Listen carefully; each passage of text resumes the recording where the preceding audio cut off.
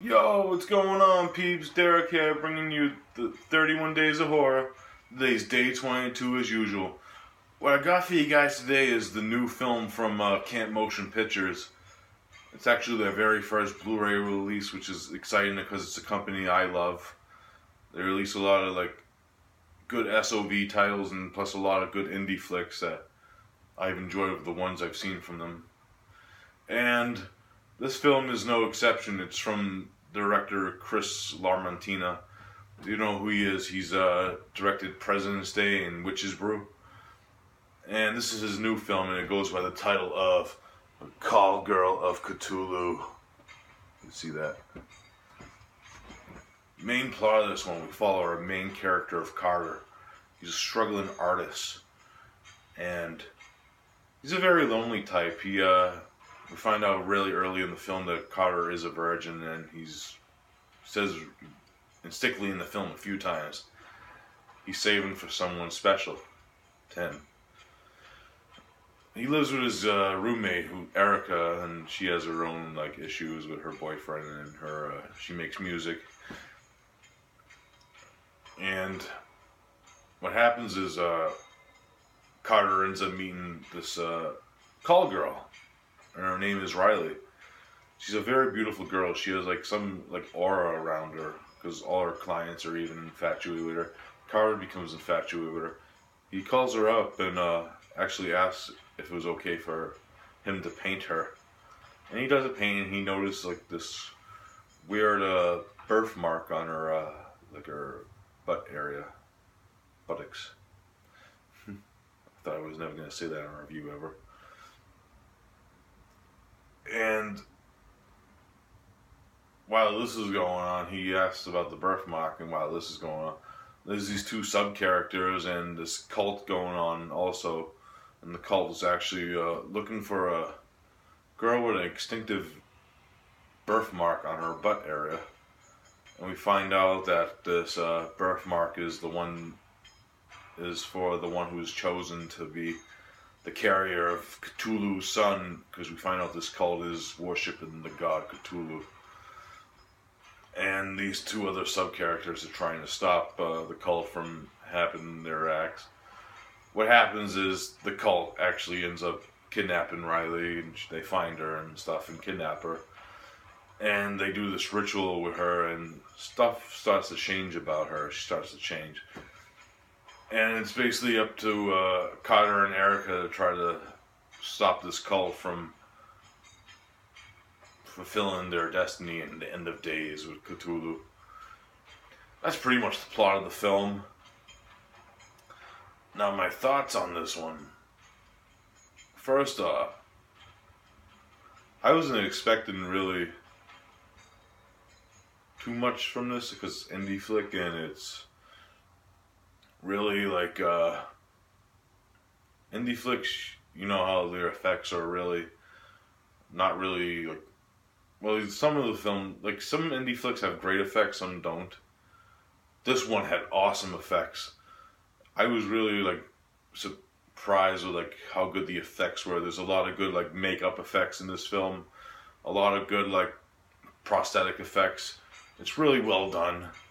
I think there might be some no, there was no CGI at all. I think maybe in a few electronic shots, there's some lighting and stuff. But that's typical.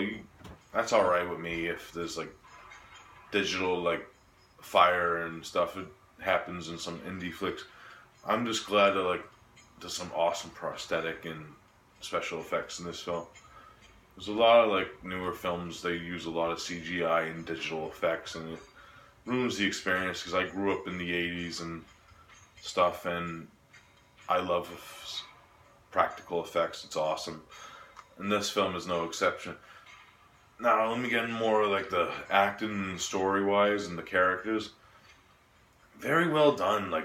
I enjoyed Carter as a main character, and Riley and Erica. They were really great characters also. They're both beautiful girls, I might add, and they do well in their roles. And there's actually some really funny moments, especially with Riley's character later on in the film, which are awesome. And yeah, the cult leader, he's actually funny because you first meet him, he's like just picking up prostitutes and asking them to look at their asses. It's kind of funny. And yeah, there's a few like subplots that I didn't really care for, like Erica and her boyfriend. But we find out it does have a great moment later on in the film, so it wasn't really taking me out full effect of it and stuff. But I really enjoyed how this film went down and the effects, and I love the Lovecraftian feel of it. If I had to like think of like the way this film, it would be like if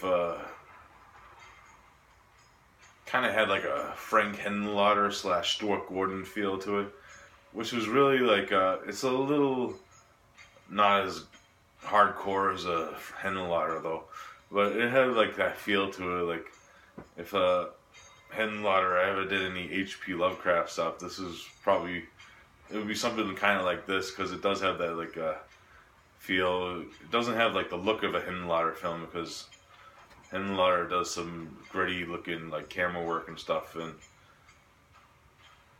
but another thing about this is a great film to be released on Blu-ray, I might say, and truthfully, the colors really do pop. There's a lot of good greens and reds and stuff. It's really well done, and I'm glad that this actually got Blu-ray release, because the colors do pop. It's a very colorful film, let's just say that. There's a lot of tinges happening, like the camera work. There's like green tinges on people's faces, and I really like that. It was kind of a cool foreshadowing the things to come. And one thing I didn't really care for is the ending and not the ending. There's like these bookmark scenes and stuff for the film where it's not really a spoiler. I'm not going to spoil it. And I didn't mind them, but I've seen them in other films before, so I didn't really care for them as much, the way it was going down in the bookmark scenes. But other than that, I highly enjoyed this film. If I had to rate Call Girl of Cthulhu, I'm going to give it a solid 9 out of 10. It was an awesome, fun ride. Great effects, great cast, great acting, great everything. I highly enjoyed it. This film's going to probably make my top 10 of the year. Awesome film. Check it out.